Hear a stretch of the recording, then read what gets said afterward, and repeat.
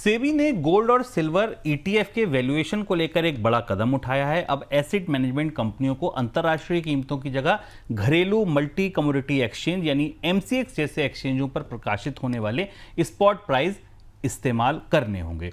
इस बदलाव का मकसद दरअसल वैल्यूएशन में पारदर्शिता और एकरूपता लाना है, क्योंकि अब तक हर एएमसी अपनी हिसाब से जो प्रीमियम या डिस्काउंट हो वो लगा रही थी। सेबी ने यह प्रस्ताव भी रखा है कि ये स्पॉट प्राइस कैसे इकट्ठे किए जाएंगे, उसकी प्रक्रिया भी पब्लिक हो, सार्वजनिक हो, लोगों को पता हो कि आपने जो स्पॉट भाव लिया है ये दरअसल लिया कैसे है। सर, ये फैसला क्यों किया गया और इसका फर्क आपको क्या लगता है कि क्या पड़ेगा आने वाले दिनों में?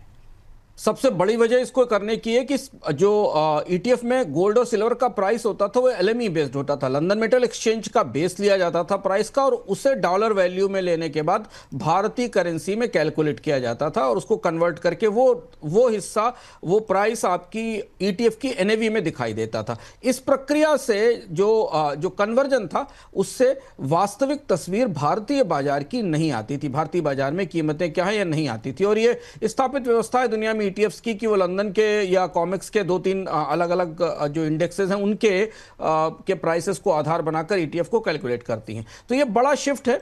अब का ईटीएफ कंपनियों को एमसीएक्स के प्राइस को आधार बनाना पड़ेगा जो भारतीय करेंसी में उपलब्ध है, और उस हिसाब से ईटीएफ की में की जो एनएवी होगी वो डिसाइड की जाएगी, और इसी के बेस पर कोई भी प्रीमियम या डिस्काउंट होंगे तो वो एडजस्ट किए जाएंगे, जिससे कि अब पारदर्शिता आएगी। आपको दिखेगा कि अगर आपने गोल्ड ईटीएफ में निवेश कर रखा तो उसकी वैल्यू भारत के बाजार में जो सोने की कीमत है या चांदी की कीमत है उसके हिसाब से उस के बराबर है।